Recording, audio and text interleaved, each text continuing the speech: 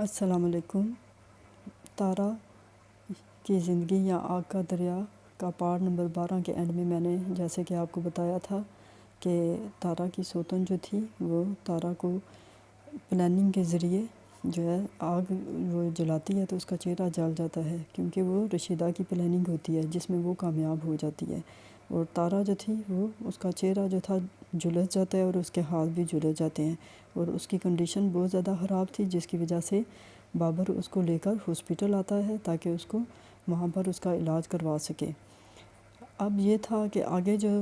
Situation ہوتی ہے hospital میں تارا داخل تو ہو جاتی ہے، لیکن اب بابر کو یہ پریشانی بنتی ہے کہ اب ہسپتال میں تارا کے ساتھ رہے گا کون، کیونکہ گھر میں جو تھی رشیدہ وہ تو بچوں کی دیکھ بھال کر رہی تھی اور وہ ہاسپٹل نہیں آ سکتی تھی، تو بابر جو تھا وہ بھی 24 گھنٹے ہاسپٹل میں نہیں رہ سکتا تھا، اور اس کو بھی کیونکہ گھر کا بھی پتہ کرنا تھا اور تارا کا بھی پتہ کرنا تھا کہ کیا حالات ہیں کیا نہیں ہیں۔ اب وہ پریشان تھا بہت سخت کہ تارا کے پاس کون رہے گا۔ پھر اس کو سمجھ آتی ہے کہ ایسا کرتا ہوں کہ لاچار ہو کر اس کو اور کوئی سمجھ نہیں آتی کہ کیا کروں، کہ آخر تارا کی بہن نازو کے پاس جاتا ہوں نا، اور حالانکہ اس کو معلوم ہے کہ نازو نے بہت برا سلوک کیا، ماں مر گئی، تارا کو بتایا کوئی نہیں، تو اس کو دیکھنا شکل بھی نصیب نہیں ہوئی تارا کی، اس کے باوجود اب ظاہر ہے وہ مجبور تھا، لاچار تھا، اس کو سمجھ نہیں تھی آ رہی کہ وہ کیا کرے۔ اسی مجبوری کے تحت جو ہے وہ آخر یہی سوچتا ہے کہ میں نازو کو ہاسپٹل لے آتا ہوں تاکہ وہ اپنی بہن کے پاس رہے۔ اب بابر جو ہے لاچار ہو کر بڑی مجبوری میں نازو کے گھر جاتا ہے اور اس کو ساری سچویشن بتاتا ہے کہ کس طرح سے تارا کا چہرہ جل گیا ہے اور اسے میں نے ہاسپٹل میں داخل کروایا ہے اور جو ہے اس کے پاس رہنے والا کوئی نہیں۔ اب نازو جو تھی اس کو تو انتہائی خوشی ہوتی ہے نا یہ سن کر کہ اس کی بہن جو دشمن، اس کو تو وہ دشمن جانتی ہے نا، حالانکہ تارا اس کو نہیں ایسا سمجھتی، لیکن نازو سخت دشمنی جو تھی اس نے پال رکھی تھی تارا سے، اس وجہ سے کہ بابر ایک تو بہت خوبصورت تھا اور دوسرا یہ کہ بھئی ایک 4 بچوں کی ماں کے ساتھ ایک اتنے خوبصورت لڑکے نے شادی کر لی تھی جو کہ طلاق یافتہ بھی تھی، تو یہ بات اس کی دشمنی کا باعث تھی نا، جس کی وجہ سے وہ سخت تارا کی دشمن تھی۔ بہرحال بابر کے ساتھ وہ جاتی ہے اور بہت خوش ہوتی ہے، بہت زیادہ نا، کہ شکر ہے اللہ کا، میں دیکھوں گی، اندر سے وہ جو ہے نہایت خوش ہوتی ہے کہ اب تارا کی کنڈیشن دیکھوں گی تو اتنی خوبصورت میری بہن تھی، اب تو وہ شکل اس کی بگڑ گئی ہوگی، اسی خوشی میں نا وہ بڑی خوش ہاسپٹل جاتی ہے۔ اور پھر وہ پوچھتی ہے کہ بچے کدھر چھوڑے ہیں، تو پھر مجبوراً بتانا پڑتا ہے بابر کو کہ اس طرح میری دوسری شادی ماں نے کروائی تھی، کیونکہ ان ساری باتوں کا نازو کو نہیں پتہ ہوتا، کیونکہ وہ کبھی بھی تارا سے ملنے کے لیے نہیں آئی تھی اور پھر تارا بھی ماں کے مرنے کے بعد اس کے گھر کبھی نہیں گئی تھی، تو اس وجہ سے نازو کو اس بات کا نہیں تھا پتہ، تو بابر اس کو بتاتا ہے کہ اس کی ماں نے دوسری اس کی شادی کروا دی تھی اور بچے جو تھے وہ اب جو ہے رشیدہ کے پاس ہیں نا گھر میں۔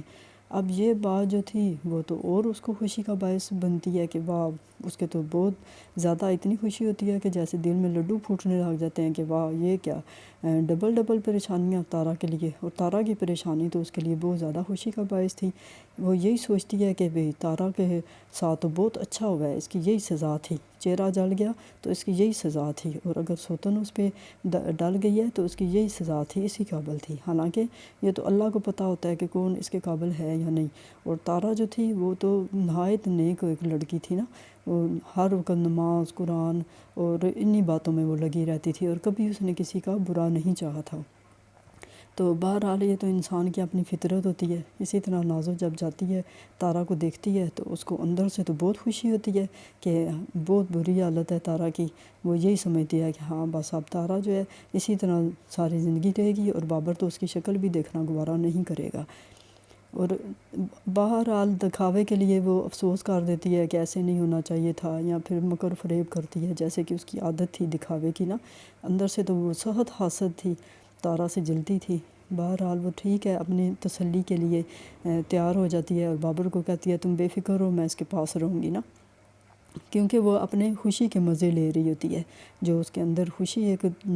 مچی ہوتی ہے تارا کی حالت دیکھ کے یا اس کے حالات سن کے، اس کی سوتن کا سن کے، وہ اس کو شدید خوشی ہوتی ہے اس میں، اور خوشی اپنی کو جو ہے نا وہ اور انجوائے کرنے کے لیے نا تارا کے پاس رہنے کو تیار ہو جاتی ہے، ورنہ تو وہ تارا کو دیکھ بھی نہیں سکتی، اتنی شدید اس سے نفرت کرتی ہے۔ بابر بھی جو تھا وہ تھوڑا ہو جاتا ہے، مطمئن ہو جاتا ہے اور کہ بھئی ٹھیک ہے، اس طرح میری پریشانی کم ہوگی، میں کام بھی کر سکوں گا، تو چلیں گھر بھی دیکھ سکوں گا، بچوں کو بھی، اور پھر تارا کو بھی دیکھنا جو تھا وہ بھی ضروری تھا۔ بہرحال پھر تارا جو تھا،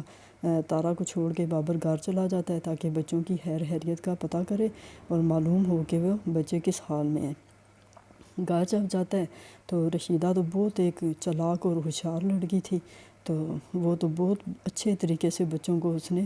ہینڈل کر لیا ہوتا ہے، ہر طرح کا ان کا خیال رکھ رہی ہوتی ہے۔ بس اس کا مقصد یہی ہوتا ہے کہ کسی طرح نا تارا سے جان چھوٹ جائے۔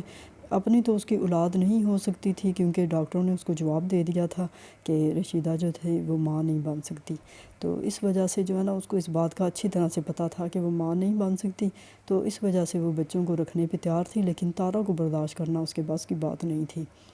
بابر جب گھر میں دیکھتا ہے جا کر کے بچے بہت اچھی طرح سے رہ رہے ہیں، تو اس کو بہت خوشی ہوتی ہے نا کہ بھئی چلو ٹھیک ہے، گھر کے حالات بھی صحیح ہیں، رشیدہ نے بہت اچھی طرح سے سارا کچھ سنبھال لیا ہے۔ اب جو ہے پارٹ نمبر 14 میں آپ کو بتاؤں گی کہ آگے جو ہے کیا سچویشن ہونی ہے زندگی میں، کیا حالات چینج ہوں گے رشیدہ کے، بابر کے اور تارا کے، اور انشاءاللہ سے پارٹ نمبر 14 میں آگے کی سٹوری آپ کو بتاؤں گی۔